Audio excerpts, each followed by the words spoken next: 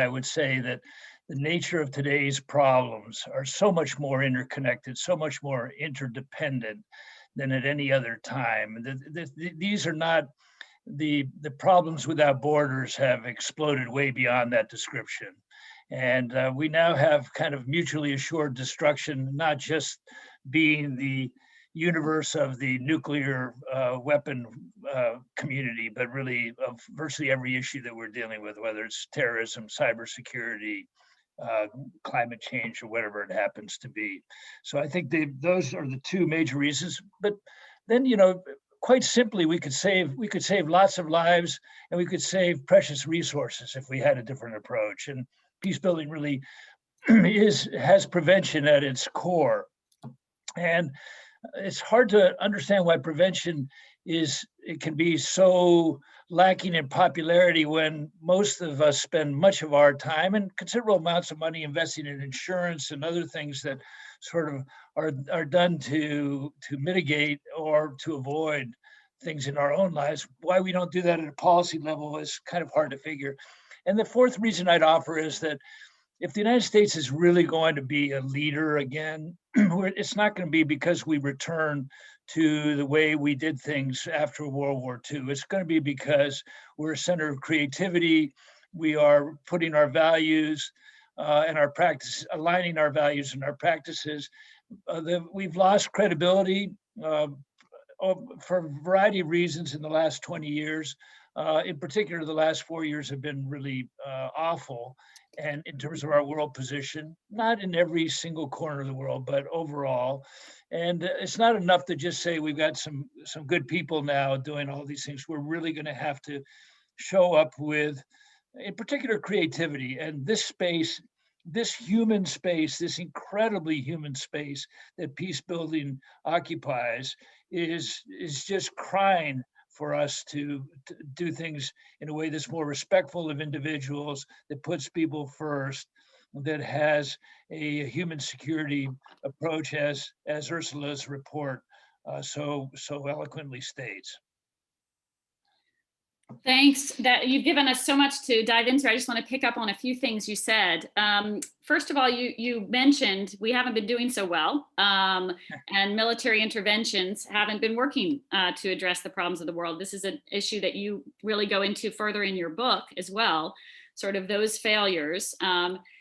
So what would it look like practically to do it differently? What if we want to place peace building as a priority in U.S. foreign policy? How do you imagine the structures, the policies, the budgets? What are the pieces that you see that are most important? This is some of what the report goes into as well. But from your perspective, where do those changes start? Well, one of the things that surprised me when I was at AID and the State Department, and to some extent at the UN, is that among the people who are least willing to use the military first are the military. They're not that enthusiastic about wars. They actually understand that people are going to get killed, and it could well be them. And so it speaks to the civilian side not being, and our elected officials really not being directed in a way that's particularly effective. Now, that then goes back to us in the very first case, and this is where I think the Friends and other people have really been in the lead for a long time. I think that what we've been doing is we've been sort of doing conflict tourism for the last 40 years or so. We get into a war without any congressional vote, so we're not represented in the decision, and we don't insist on it. We're told we're not going to have to pay any taxes, so everything is sort of done off budget. 100 billion here, 100 billion there. Well, it's real money, but if people were paying taxes, they might be more aware of it. And then it used to be that about 40% of American families had a direct engagement with the US military. Now it's around 1%. Now, so if you're not serving, you're not paying, and you're not voting, then you're a tourist. And as tourists, our political process, democracy doesn't really, so we've got to take responsibility. We can't say it's just those people. I happen to like President Obama's insistence when Syria crossed the red line. I liked his insistence that the U.S. Congress take a vote. I wish he had pursued it. I wish he had forced the vote. But I thought it was refreshing. I was so fearsome, so full of fear that we were going to be just stepping back into another conflict without the public's engagement and with really public opposition. So, and right now we have public opposition, so it's a good time to change. You've got a couple of other really good, substantive parts of the question. I would just say on the, and again, the report really does capture, has some great ideas, but there are a couple, I would go from the really mundane to the more significant changes that I think are well within our reach. So at the most mundane level, we could say that whenever a conflict or a disturbance is underway, such as in Burma, and by the way, the Conflict and Stabilization Operations Bureau was the first to get engaged in Burma, Myanmar, on the issue of ethnic wars. And well before the Rohingya, because we had staff there working on the other ethnic conflicts, obviously the humanitarian community caught them, but the people, the offices such as CSO, Conflict Stabilization Operations, OTI, and others who have capacity should be in the room for every single conversation the Secretary of State is having on a potential conflict situation. It turns out that regional experts have spent an awful lot of their lives kind of doing the same thing. And for example, when I talked with Robert Ford early on, the former US ambassador in Syria, he said, look, I've been working in this region for 25 years, and I've never seen this kind of situation. So I welcome your help. So he was a wonderful partner, but there are a lot of other people who sort of shut it down. And the State Department has a kind of a natural introversion, whereas it should be really the institution that invites the other parts of the Washington bureaucracy for the conversations. Why? Because it has the country lead in the country, and there's a logical construct. Not because I'm trying to make the State Department into a more powerful place. If it doesn't get over keeping its front door shut to the rest of the world, then it shouldn't be doing this stuff. But then people look to the National Security Council. So that's on the most mundane level. That could be done tomorrow. Okay, the Burma crisis has started. Who's in the room with me? I don't just want to talk to regional experts. Now, on a higher level, we could have the Secretary of Defense and the Secretary of State actually appear jointly before the appropriators at Capitol Hill and say, this is the split that we would like to see. Why is it that every retired general thinks that the State Department should be a stronger and more effective institution? Because they've seen the limitations of their approach. But why do we only hear from these people when they are elder statespeople, usually elder statesmen? And so it speaks to a whole kind of cultural and also, sexist and a variety of other problems that exist in our society that are replicated by these institutions. So I think the State Department's got to be much, much more democratic in its approaches. It's got to go to the people. It's got to go, so it takes care of that first problem we described. It's got to take care of its internal mechanism. So enough of the shut doors, invite people in, and let's really hammer things out. Consensus is not 15 different people signing a memo. And then let's really get together, because this is one administration. And I think the quality of the appointments and the people that President Biden has put in so far, it's not a devo loaded team. It's actually a group of people whose egos should be well within the range of being able to come together on this kind of stuff. So anyway, those are a few ideas. There are plenty more, and I don't want to pump my book, but there are some of them are in the book, because by the time I got to the next to last chapter, I was exploding with things that needed to change. That's really helpful, Rick. And we've actually I want to grab a couple questions to dig in on something that have been coming into the question box. Gordon Adams, who many folks will know, has done a lot of work in this area as well. Asked about training. One of the things you said was, we have to change the culture, we have to change the people, and who's in the room, and who's got the skills, and where the skills are. How would you change the training in the Foreign Service to actually have career paths to include this mission? That's actually, training is one of the things Congress has, sometimes taken a few steps on mandating a little bit more. So what would you do there?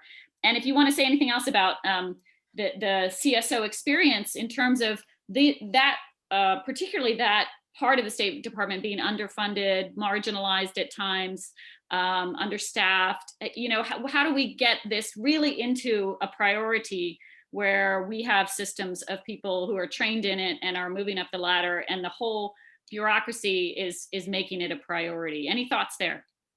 Ooh, too many. So, and then, I was in your role on Sunday for one of my reunion calls, and I was the moderator, and I said to somebody, "Don't feel you have to write the blue book," which we used to be our testing. Fill the blue book was the way you got a better grade, or at least I thought so. I probably would have done better if I had actually had my 4 points and organized them quickly.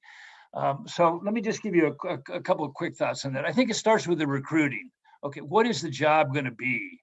And the job is going to take you to some dangerous places. This is not going to be Paris, Rome, London, Tokyo, whatever. The part of the job, and we don't want to have forced placements, which is essentially something that Condi Rice started trying to get people to go to Iraq.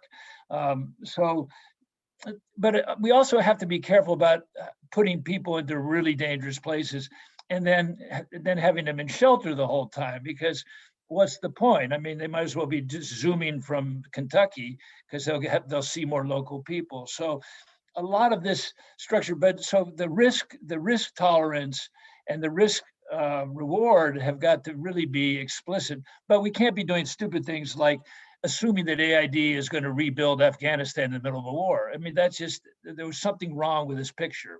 And a lot of us and NGOs and also rode along with that, because there was a ton of funding. And so we got to be, we really have to be self-critical. I think on the training, an awful lot of the training, there's a new book out about Bob Gersony, who many of you may know, that Robert Kaplan wrote, and I'm looking forward to reading it. But Bob Gersony, for me, is a bit of a hero, because, and not unlike the work you do, Bridget, and your organization does, you really emphasize getting to know local people, getting to hearing their voices, and then respecting their roles as opposed to substituting for them. And that was part of my DNA, because my father was a diplomat and worked for USIA, so he was on the cultural side, the so-called soft side. But for whatever reason, our parents decided to send us to local schools. So we're the only Americans who were going to a local school or two local schools. And, all that kind of stuff. Later as an adult, I was living in Mexico. My parents were signed there. And the British soccer team, World Cup soccer team, decided that it was going to bring in its own buses to take its team from the hotel to the stadium, and its own food. Well, guess which team the Mexicans hated the most? It doesn't take any creativity to see how that results. So the training in really getting out of the field, but then we have to do stuff like get people to turn off their friggin' computers and go out and see actual people one day a week. I mean, don't demand, get out of the headquarter dominated perspective. Everybody loves working in the field, and almost nobody likes working in headquarters. And a lot of it is the way that headquarters is shaped and run. So that's within the training sphere, I think, because but culture is going to be the hardest thing to change. And I have to say, when I gave blood, it was because I was up against cultural challenges, and the culture of the places was really, really needed to be challenged. And then it was pretty much like being an IV all day long, but I was giving blood rather than getting it. The final thing I'd say is that I think we've got to have coaching.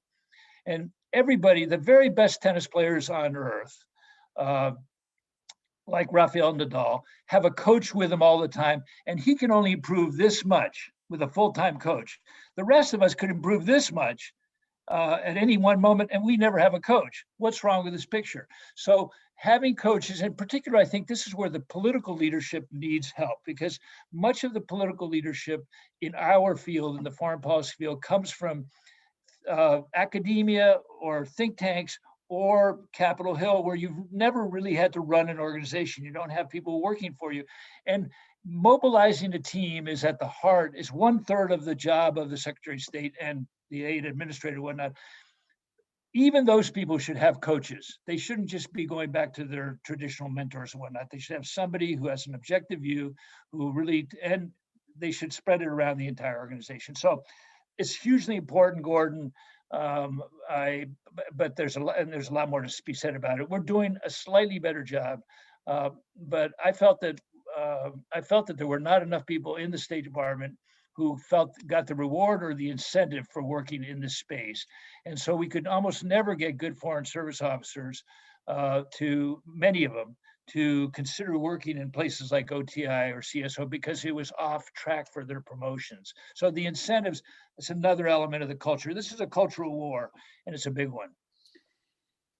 Thank you so much. And thank you for really lifting up that importance of listening to and responding to the local needs and the local realities. I just want to ask one more question and pick up on something you said about being self-critical. And one of the things I really love about this report is that in addition to advocating taking a new approach around, for instance, feminist foreign policy, an approach around feminist foreign policy, you also referenced that, really looking at the do no harm side, not just what do we do for peace building, but what do we stop doing that's actually causing harm in these situations and undermining our efforts.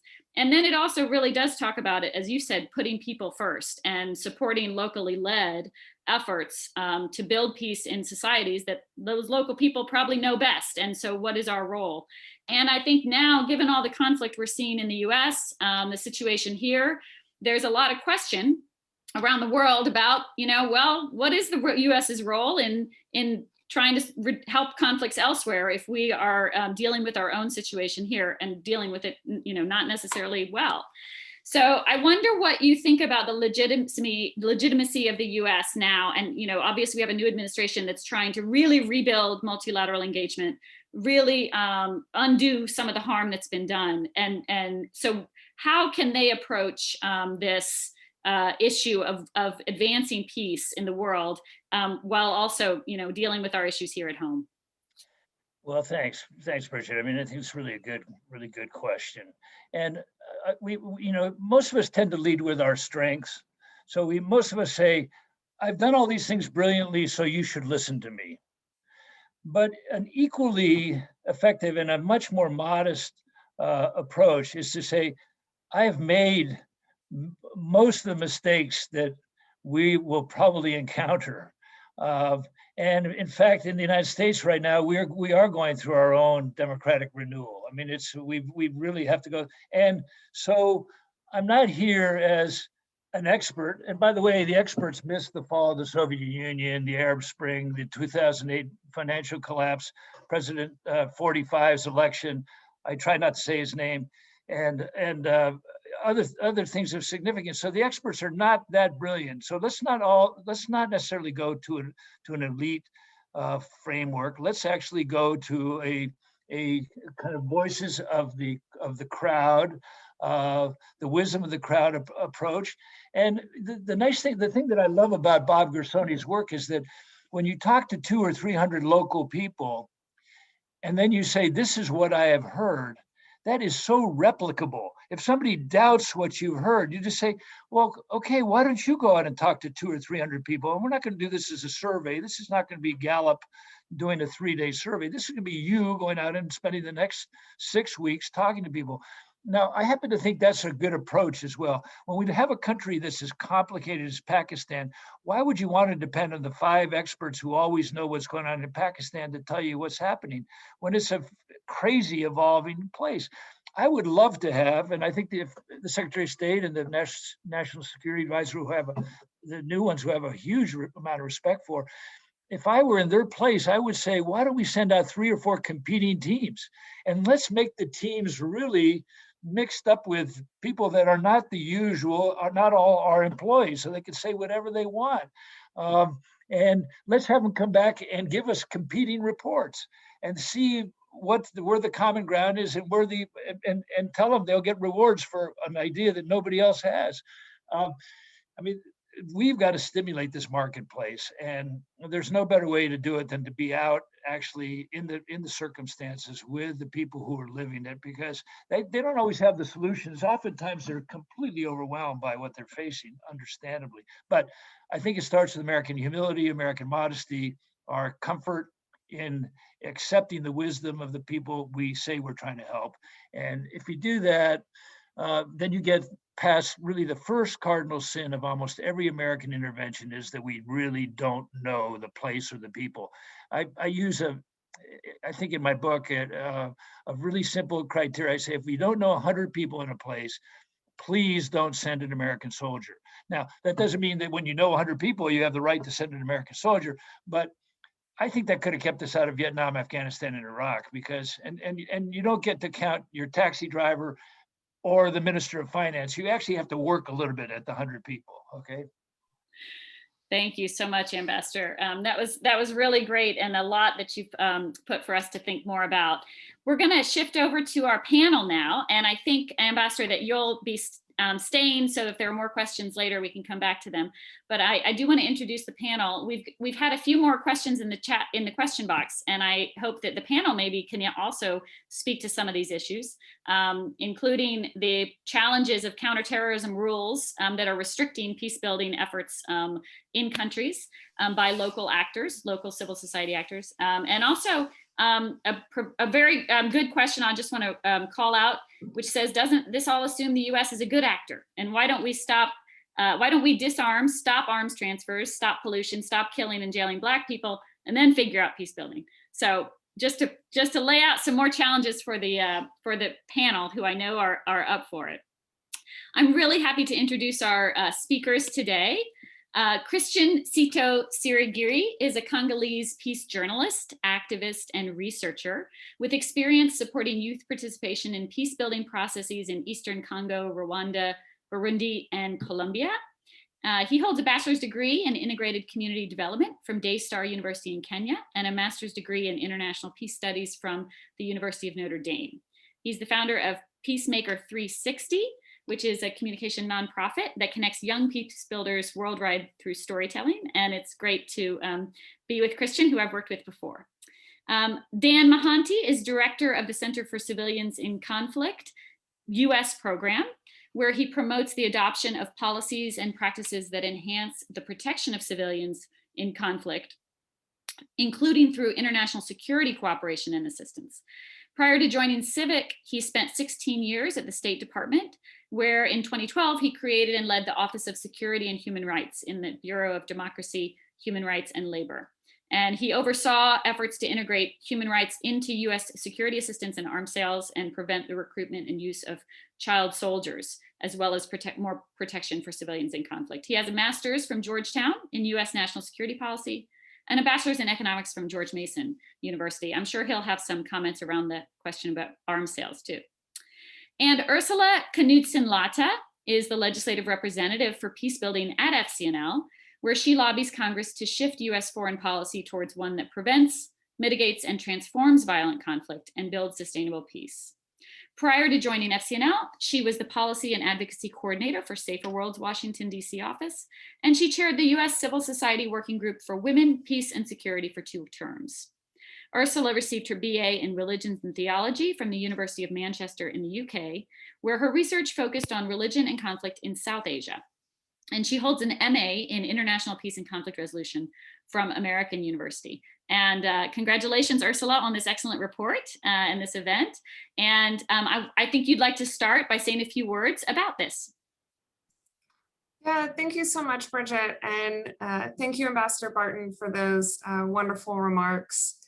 You know, part of our motivation at FCNL for putting together this report was some of the points Rick just brought up around, the recognition that our current approaches aren't working, and that while we know a peacebuilding centered foreign policy would be effective, there is just a lack of understanding and prioritization of peacebuilding among American political leadership.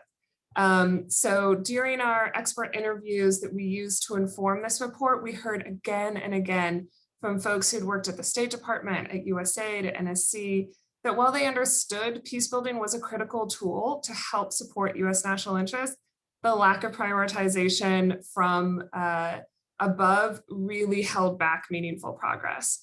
We know, the president, the Secretary of State, NSC director, when they make something a priority, that's where the energy goes, that's where the resources go. And we see a lot of progress. So their lack of commitment to try a new approach, to change, as Rick said, we can't go back to a World War II model. What's the new approach for US foreign policy? And so we hope that this report will help inspire some of that thinking and push toward peace-building centered foreign policy. And I will say, we have seen some bright spots. Don't want to say there haven't been some good progress. The Elie Wiesel Genocide and Atrocity Prevention Act, Women, Peace and Security Act, the Global Fragility Act have all been positive steps forward, but too often these kind of things have been siloed. There's a lack of resources, a lack of high-level buy-in, which is, again, sort of left the progress behind that we could have seen. But hopefully the GFA may be a positive indicator of some change as we're seeing more and more high-level buy-in on it. Great, thank you. And thanks for highlighting some of those legislative wins that have been important, even though there's a lot more work to do. I want to turn to Christian, and we've already heard a little bit about locally led peace building and the importance of that, which is, I know, something you've worked on all your career. So Christian, do you want to introduce a little bit on that topic? Well, thank you very much, Bridget, for the kind introduction. And thank you so much, Ursula, for the wonderful work that you've done in this report. Congratulations to the whole FCNL team. And thank you so much again, Ambassador Barton, for the kind words and for the orientation to this conversation. It's really wonderful to be in this discussion. Dan, it's wonderful to get to meet you as well, and looking forward to joining in this very important conversation right now. In terms of locally led peace building and youth participation in peace building processes, that has been my background work. I've worked for the past 10 years, at least, supporting youth participation in peace building processes in Eastern Congo, in Burundi, and most recently in Colombia. And one thing that I'd like to say that probably connects to this conversation on how the US foreign policy can be more inclined towards assisting locally led initiative and youth-led peace building initiatives is because in most of these conflict affected countries, we have seen, as Ambassador Barton has highlighted, some of the negative scars of US foreign policy, be it in the DRC, be it in Colombia or anywhere else in the world. You will see to some degree some of the negatives. And if we were going to shift this tendency, I think there's need to reimagine the US foreign policy. And reimagining the US foreign policy, to me, means really putting forward assisting youth-led participation in peace-building processes and really detaching support to authoritarian regimes that have been oppressing human rights and have been really, in many cases, allies of the US foreign policy. So I think this is really key in terms of moving forward a more genuine US foreign policy in some of the most affected countries around the world. I'll leave it there for now, but we'll come back to this conversation much later. Great, thank you, Christian. Yes, well, there's a lot more to discuss on all these issues. I want to jump over to Dan and give him a chance to, kick off maybe with some words about this issue of doing no harm, and how does the U.S., how should the new administration and Congress be addressing this now? Yeah, thanks so much, Bridget. An honor to be here. And thank you so much to Ursula and FCNL for a fantastic report that I think called attention to some much needed areas of priority for the new administration. And obviously an honor to be here both with Ambassador Barton and with you, Christian. It's great to meet you. I'm notoriously bad at keeping to 5 minutes when asked to keep to 5 minutes, but I'm going to take my best shot and try to elaborate further, maybe in the Q&A. And part of the reason I think for the challenge in this particular section is there's so much to talk about, but luckily I think everybody sort of alluded to some of the main themes I'm going to raise, which deals with the importance of doing no harm at the same time as we're trying to do so much good. And I want to start on that note, which is one of, I hope optimism. I believe, and in my experience tells me that the US is actually a very generous country. We do a lot of good. We have a lot of wherewithal and will to, make things better around the world. And that's reflected, I think, in a kind of bipartisan consensus that's undergirded a theory of foreign policy that goes back now for many decades. And I think people on both sides of the aisle tend to agree, if they agreed on nothing else, that the underlying premise of US foreign policy and national security has really been that anything done in the name of preserving the global security architecture and the global commercial commons not only benefits Americans, but also is intended to benefit others around the world. This whole idea of making the world safe for X, whether that's democracy or commercial transactions or whatever you want to say it is. But because of this, I think for one reason or another, it's been a recurrent theme in American foreign policy that our leaders in both political parties tend to fall into a few traps that really exacerbate some of the imbalance in foreign policy that Ursula alluded to. And I think that Ambassador Barton, very articulately referenced with some specifics earlier. So one, I think as a country, we stop asking critical questions about who's truly benefiting and who's truly harmed by our actions, or even by preserving the status quo. Or whether or not the dividends of the architecture we uphold through our passive foreign policy actions are distributed fairly or evenly in a way that extends beyond a very sort of relatively narrow band of elites. I call this the kind of trickle-down peace theory that we've adhered to for so many years. Second, I think when we consider the harm that we might cause in the course of our actions, whether that's unintentionally or intentionally even causing human rights violations, or even in armed conflict civilian casualties, we tend to prefer to be compared based on a relative assessment of what other states and actors are doing, rather than focusing on our own responsibilities and looking at our own requirement to be accountable. And you can look very clearly for examples in this in the way we talk about what the Taliban is doing, or why we don't shift our arms sales policy, because it's better to buy from us than it might be from Russia or China, rather than what our own responsibilities are.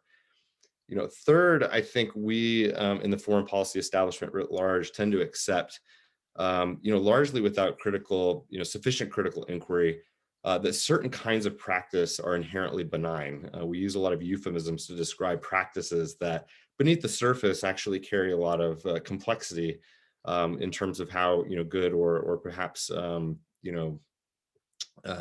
perhaps negative they can be in practice. So for example, security partnership and alliances is a throwaway term that's used in national security strategy, and we hear it a lot even from the new administration, I think, and there's a good reason for it.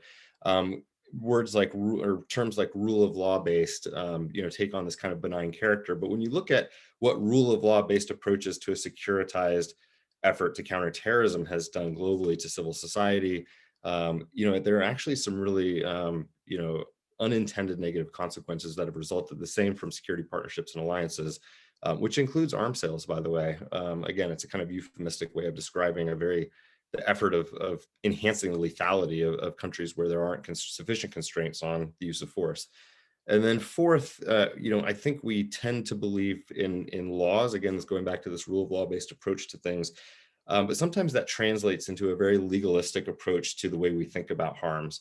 And we tend to convince ourselves that a technical adherence to international and domestic law is going to shield us from the moral and strategic injury of our actions in really specific ways. For example, if we adhere to the Leahy laws, or if our forces comply with international humanitarian law, or if we can't prove as a matter of law that the recipient of our arms sales have committed violations of international law, that somehow the results of all those activities, go away, the negative consequences go away, that somehow the civilian loss in war, for example, is less bad because it was lawful. And then finally, I think we've allowed this kind of cultural allergy to accountability, which has infected our domestic politics, to really become a bit of a semi-permanent fixture of American foreign policy. And we see it as a strategic kind of liability when we should see it as a strategic strength, and really invest in accountability as a core characteristic of American foreign policy. So I think because of these traps, we don't always see the full picture of our role and the results that come from our policies and actions. And we lose not only credibility, but I think we lose tremendous opportunity to really harness that goodwill and those resources that I mentioned earlier. And we lose opportunities, and we have opportunity cost when it comes to things like the Global Fragility Act and some of the other initiatives that Ursula mentioned. We can't capitalize on those as fully because we're not, as equally focused on the ways in which we can constrain ourselves. So I think I might be coming close to going over, but the bottom line I want to leave you with is just that as we consider kind of bold action and affirmative ways to lead, we really need to pay close attention to the ways we need to constrain ourselves. So happy to talk more during the Q&A. Forgive me if I went over. No, great. Thank you very much for laying that out so clearly. And we have a number of questions coming in. So I look forward to getting to the questions from the audience that have been coming in. I just want to ask maybe one or two more myself, and picking up on some of the conversation in the Q&A box as well. I mean, we have now, so many issues. I mean, COVID-19, climate change, immigration, massive priorities for this administration that they're taking on in these first 100 days. And we've had a conversation where we've said, as Gordon Adams has said, we're lacking skills. We don't have a good success record.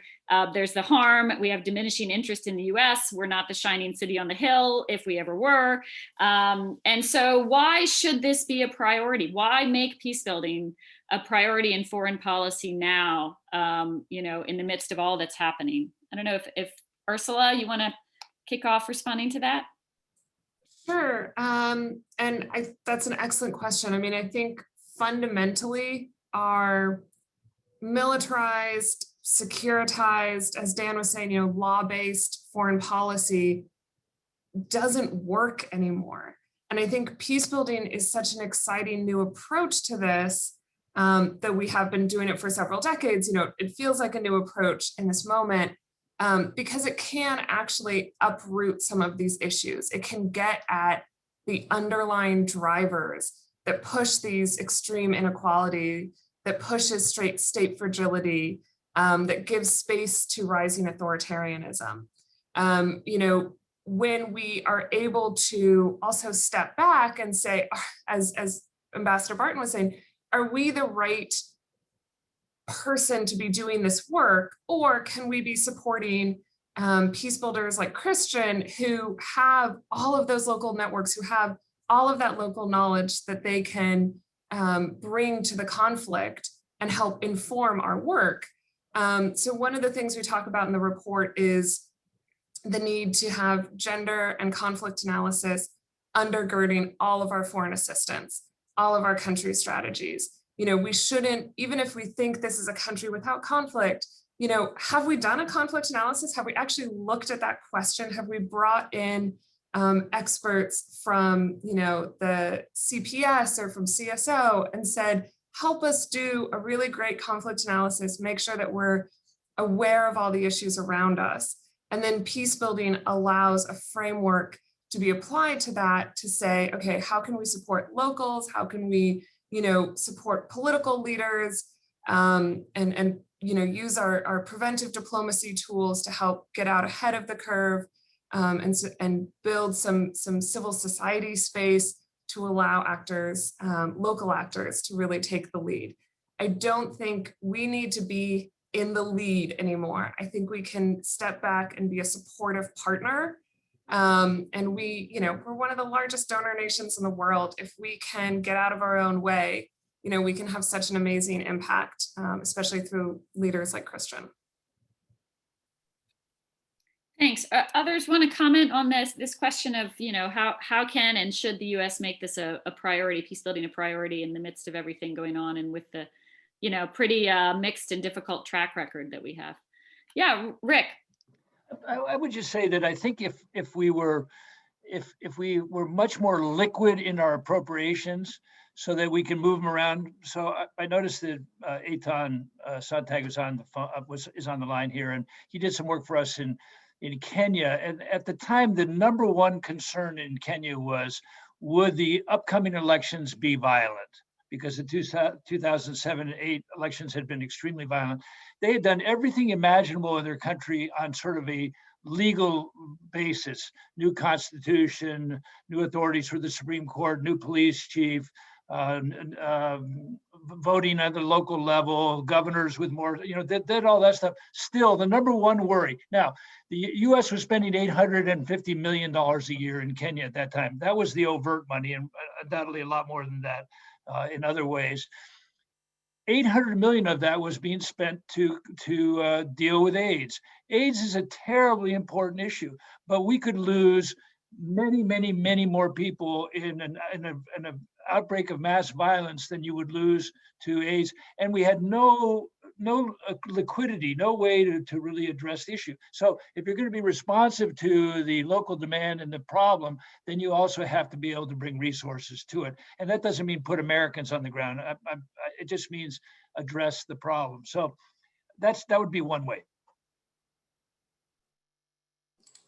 Maybe just picking up on what Barton has just said, I think it's quite a very important example there. I was actually in Kenya during that time, and I could relate to the electoral violence and the efforts that were actually carried out by local actors in terms of trying to deal with ethnic tensions that were really dividing the whole country apart. And I think one of the key points that I'd like to add to this conversation is the need to humanize US foreign policy a little bit more. And this actually connects with Ursula's earlier point that while we recognize that the US government does not necessarily need to be always on the forefront, humanizing US foreign policy means actually working with actors that best understand the context, that best relate with these issues, and that can actually work with their constituents to be able to advance the rights of people. And I think here we are really talking about some of the initiatives I actually worked with in Kenya, who have done quite an amazing job. There's one initiative that created an application that was basically an alarm signal to talk about any challenge in terms of violence that is erupting in a certain area. And this was communicated throughout and actually helped to prevent violence happening, most of the violence happening in the coming election, I think in 2011 or 2012. And again, this is just to point to the fact that if US foreign policy is more human-centered and seeking to work with actors that understand the context, it's going to be probably the best way to move forward in terms of supporting peace building. And I think also relating to the point that Bridget has earlier shared, this is not to undermine in any way the effect of the COVID pandemic or the need to provide humanitarian assistance. And in this case, one thing that I've seen, at least from my little experience so far, is that most peace building actors are working at the nexus of development and humanitarian aid. And I think working with those actors actually gives you kind of an opportunity, what Dan was talking about. There is also an added opportunity here that you would also be doing two birds with one stone. So I guess that's just my contribution to that point as well. Thanks. I wonder, Dan, before maybe we take another question, you work with civilians who've been harmed by U.S. operations and, by the scars, the negative side of things. What is your sense of what they want from U.S. foreign policy? What, from your work, how do you see the U.S. could or should we prioritize peace building, and what would that look like for people? Yeah, thanks for the question. Yeah, I mean, obviously difficult to try to represent, the interests and, sort of desires or preferences of civilians who've been affected by war now for going on 20 years, not all, of course, by US operations. But I mean, I think if we start at the very beginning of a more healthy perspective again on this issue of accountability, there was an article in the Washington Post in December in which 1,400 names were listed of civilians who had been harmed by US military operations in Iraq and Syria, of which the Department of Defense has the geo coordinates of their locations. And many of these areas are actually now passable and accessible, not all of them. And there's been absolutely no accountability beyond just a kind of terse recognition of the fact that it happened in a DoD press release.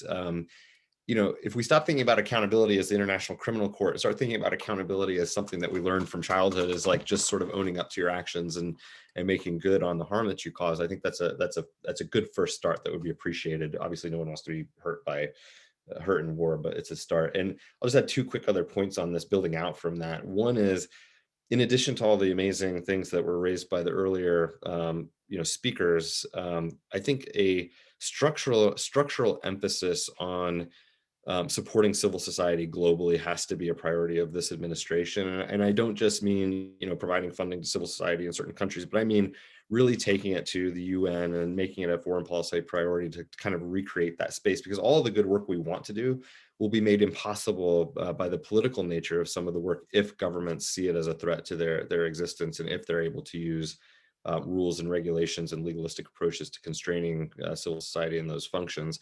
And then the last thing I'll just mention on this, again, a kind of a meta structural issue, is when I was I feel like when I was in state, there was like the serious conversation by the chess players who were dealing with great power, rivalries, and people who really, could quote realist theorists in NSC meetings. And then there's the rest of us who cared about human rights and conflict and all these other things.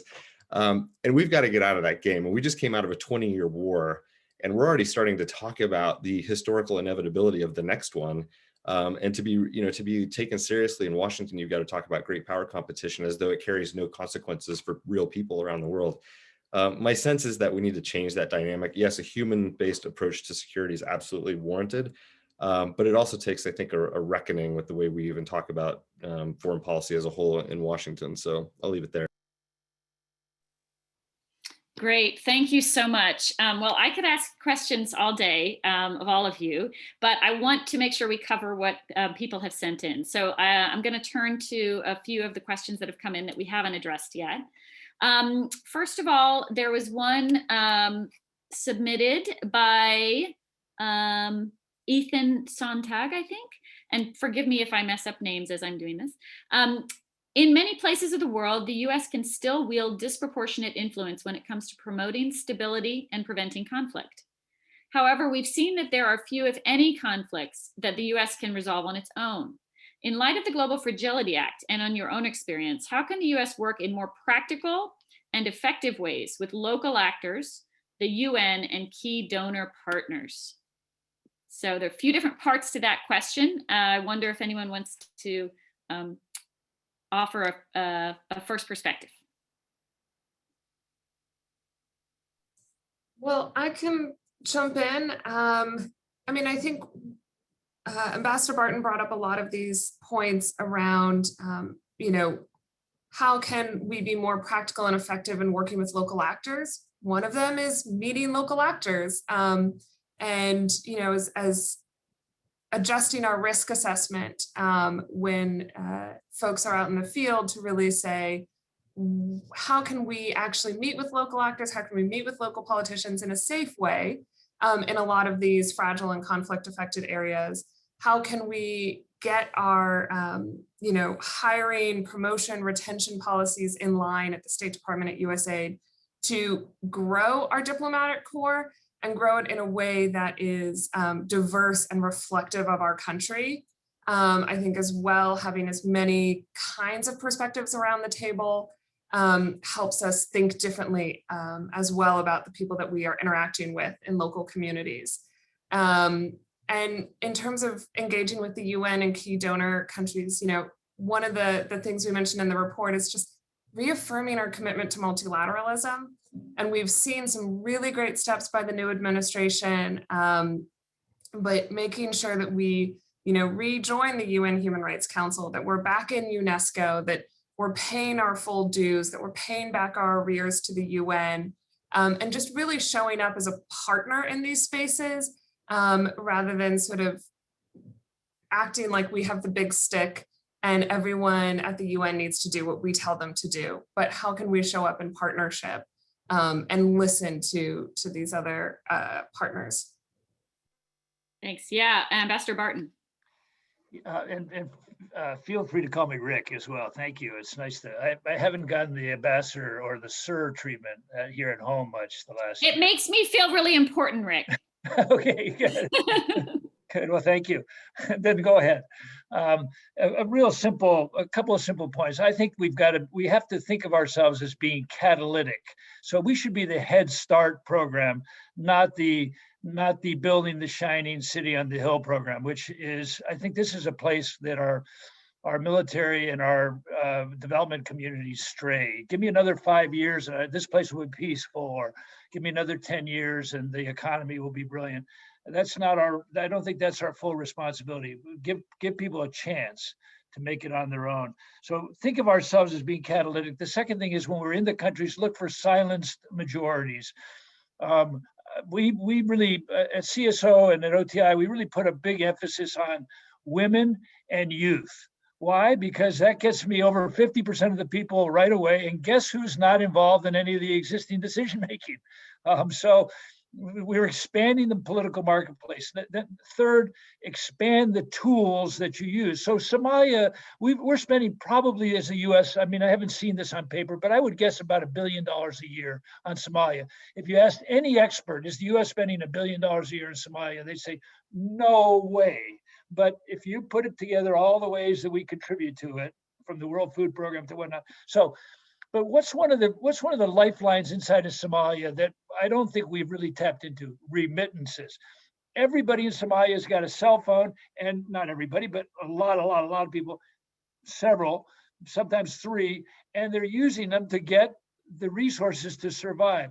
Have we ever really captured that existing tool, which foreign policy doesn't really have as one of its elements, and found a way to tap into it to see if we can start addressing the incentives of behavior? So anyway, those would be 3 different ways of our thinking about a place like this. Thanks. I don't know, Christian, if you have any thoughts about local actors and very practical ways that, people could do better, the US government can do better. I think a lot has already been shared. I would just maybe echo one sentiment that came across from one of the conversations I was actually having just yesterday with the South Sudanese colleague, was talking about a challenge that they face in terms of relating with some of the US foreign policy approaches in their context. And one area of concern for them was to what extent are US diplomats or US foreign policy actors willing to learn from the people?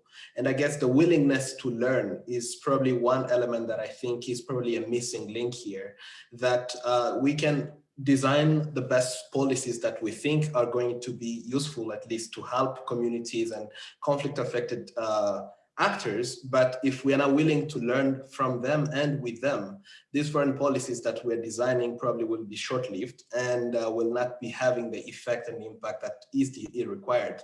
So again, here probably my only thought is to really encourage a foreign policy that is human-centered, but willing to learn in the sense of welcoming new ideas, new approaches, and especially, as Rick has said, listening to the most marginalized, who are women and youth in conflict contexts. Great, thank you. And I just want to flag, there was another question from Mac Hamilton, also related to, how to work better with supporting local actors and localized peace building. And she mentioned the funding requirements too. And I think this issue of flexibility of funding and really making sure US foreign assistance is actually accessible to local actors is an ongoing area of work. And there's some specific things in the report as well about reforming US foreign assistance. So I'll point you to that for more info, Mac, as well. I just wanted to back up to a question related to counterterrorism rules and the impacts of those. Paul Carroll had said, you're describing things from the view mostly of US government people and programs, but NGOs on the ground are often limited in their operations because of our own counterterrorism rules and designations. And so wondering, how can we open the space for more peace building for local civil society when our own some of our own rules are restricting that? There is some in the report specific to this. And also, I think we've seen a big issue of closing civic space and space for civil society within authoritarianism regimes really coming to the fore. So just wonder if anyone wants to speak specifically to those counterterrorism rules and how we can change those and get them out of the way, or other issues related to that. Dan, were you raising your hand? No, I wasn't. I mean,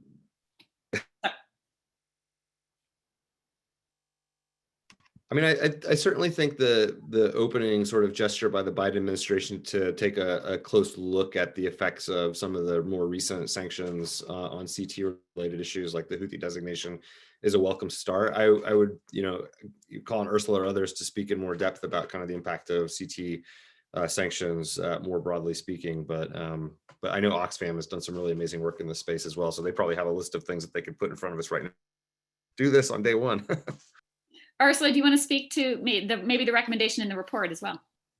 Sure. And thanks for the question, Paul. I think we see often, and as others were saying, the peacebuilders often sit at this intersection of development and humanitarian action.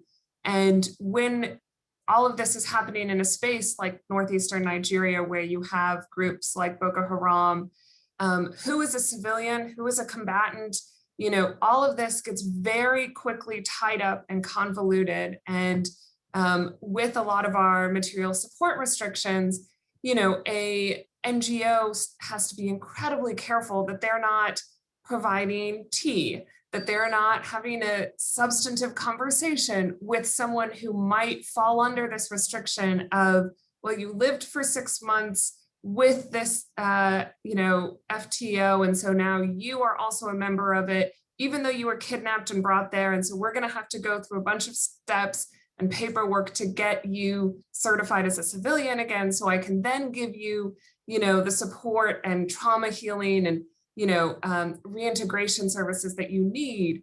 And so one of the things we talk about in the report is things that the administration can do to reverse some of these material support prohibitions and carve out some better space for peacebuilders and humanitarian actors. It's also a question for Congress. Executive actions are great, but they're not permanent. And so getting some of these rules that were put in place after 9/11 revised and updated to both protect US national security, but also allow for the work that will bring that long-term peace and stability, so that we don't have to keep doing any kind of CVE, PVE. And I think as well, we have unfortunately exported a lot of our views on counterterror laws, a lot of our issues around surveilling your own citizens, and other countries have also, exported their model laws. We've seen things out of Russia, et cetera, that give democracies in name and a lot of authoritarian leaders space to say, oh, well, this is actually a terrorist organization. It's not a political movement. You can't have a rally of more than 10 people now. And so the space for change, the space for conversation peacefully, to push for peaceful political, resolution to your grievances is closing and closing, which is then pushing actors to take more violent and more extreme action, just feeding the cycle further. Thanks very much. I know that's an issue that many of our partners have been concerned about as well. So I hope we can push for more action on it. I just want to back up a real quick question. This one might be for you, Rick. Someone from the Marinol Office for Global Concern asked if people in the diplomatic and intelligence services read The Ugly American. And they said that so many of these recommendations seem to be in that little book that came out many years ago. And the title became a familiar phrase, but the lessons are still not applied. Well, I do think a lot of people have read it. I'm noticing in this new book by Robert Kaplan. It's titled The Good American, and I think he picked that title as a contrast. And I've noticed in half of the reviews they've mentioned The Ugly American, but I suspect we could all review it. Clearly, many of the qualities are not unique to Americans who are working overseas. You could probably capture many of those qualities in a lot of other foreigners in places. But again, humility is a pretty good thing. It's a big world. We actually don't know most everything. And I used to notice, on that last question on the terrorism thing, you know, when I got briefed, I'd get a kind of a high level, full security briefing every Wednesday, pretty much. So I could decide what topic I wanted. And I would ask my briefer, these are the most knowledgeable people in the US government about a situation, Libya, Syria, whatever. I would often ask them right at the beginning, tell me, what's your level of confidence in what you know? And the really good briefers would usually say 2, 3, maybe 4. If anybody said 8 or 9 out of 10, you knew they were delusional. But the really good ones were not. So we use that kind of information to drive an awful lot of our action. So, and the same thing, the terrorism thing. I mean, I could go on much longer than we have time for on that one. But that's a place where our lists of terrorists. I can assure you that the U.S. government's vetting of lists is nothing that you would want to take to the bank. Thank you.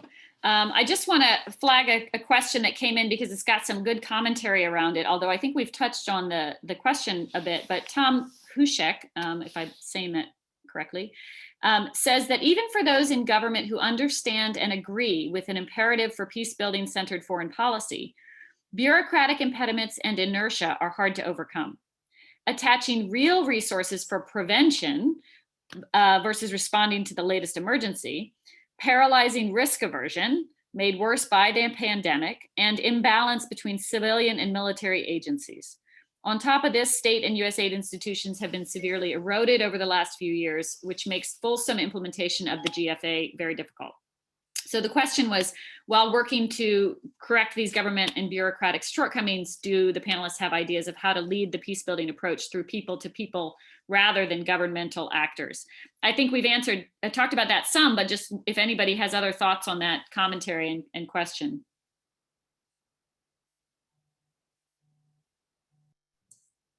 I will just say briefly, one of the ideas that came out in this report from talking to folks at DoD is the very different clearance models at State Department versus DoD. And so we put forward one of the kind of bureaucratic hurdles is when desk officers who are focused on state-state relations are keeping our relationship with, the US and say South Sudan, balanced, is everyone happy, versus folks at CSO or DRL who might be asking questions around, well, it doesn't matter that we're happy and we're in this balanced relationship with South Sudan. We need to make a statement. We need to make them a little upset and talk about some of these issues. And so, we talk about this idea of a non-concurrence model, and it's very in the weeds and it's, very technical, but I do think we have to look at some of those bureaucratic systems and some of these technical questions of how are decisions getting made, who is getting invited into the room. And as, Rick said earlier, making sure that the conflict people, the human rights people are in those discussions and that we're not just focusing on the regional experts. Great, thanks. Any other comments on that? Go ahead, Rick. I saw your hand up. Go ahead. Yeah, I'm sorry. I really don't want to talk as much, but it's a weakness. I think that in these countries, we have to figure out how to reach people directly. And this is a place that technology is actually can be helpful. We're spending a lot of time worrying about sort of the surveillance capitalism in the U.S. and how our big tech is dominating. But there's a lot of value in radio, television, and social media in these places as a way. Again, it can be harnessed for good, and I think it certainly can be harnessed to reach people who otherwise are intimidated, oppressed, or whatever it happens to be. And so I think we've got to be much, much more creative in that space, and a lot of other ways that people are organizing themselves. That we can start to mobilize enough people so that you don't have this kind of attention focus on the one person that we know that we really like in a country and who quickly gets squashed. Yeah, great. Yeah, Dan. I'm sorry. Yeah, I don't want to spend too much time talking about, but I do think this is a really important, like maybe one of the most important questions is how do we like shock the system into a bureaucratic market correction at this moment of opportunity? There is a potentially momentum within a majority of Congress, not to get partisan. There is a moment when more people than ever recognize a need for reshaping American priorities, climate change, the economy, whatever it is. And we have this bureaucracy that has developed over 20 years to the point where we're redesigning airports around the need to like take our shoes off. I mean, it's so deeply entrenched, and I could go on about, there was if you recall, there was a series in the Washington Post called Secret America. And this is nothing against our America's like spies and intelligence professionals, but we have a massive bureaucracy that needs to be redesigned to include the federal workforce. And so I think this administration could really like get out of the gate, in an important way by focusing on like what a bold move for the American foreign policy establishment looks like at this moment. So I'm glad someone asked that question because I think it's a really critical one. Thank you. Yeah, and where's the budget to follow that, right? How do we really have a reshape of the budgets and where things are going? So there's two more questions I just want to offer up so that they're heard and people can respond to them in the last few minutes we have, or offer any final thoughts. Our colleague Steve Hilbert said, to make our great discussion more practical, imagine our panel is appointed by the US Ambassador in the Central African Republic to advise her on how to stop the fighting and build peace in the country. What would the panel advise the ambassador to do in the short and long term? So anyone who wants to offer those kind of specific recommendations. And then Eli McCarthy says, where's the conversation and next steps regarding the importance of linking peace building approaches with nonviolent campaigns and movements? Which I think is also a really interesting question, given some of the issues around closing civic space and other things that we've talked about. So anyone want to take either one of those questions as we head towards closing our panel?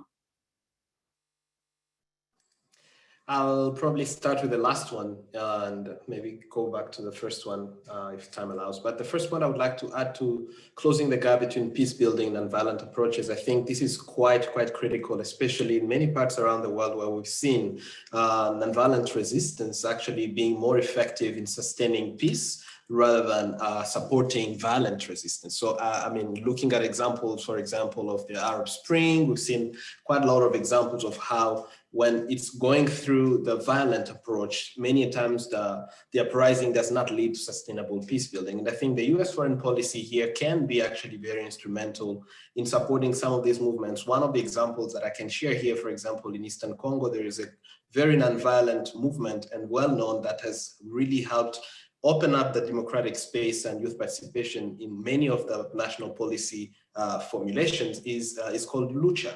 And Lucha, although it has been targeted by the government, the previous government, too many times because of their vocal approach to articulating challenges that youth are facing, particularly within an oppressive regime, they've created a space for listening, and listening that is going beyond the national space, where international foreign actors are also tapping into what is being brought and shared. And I think this could be interesting for US foreign policy to start looking more closely in country context. What are these nonviolent approaches and how can they be supported? And also to galvanize legitimacy and credibility of US foreign policy.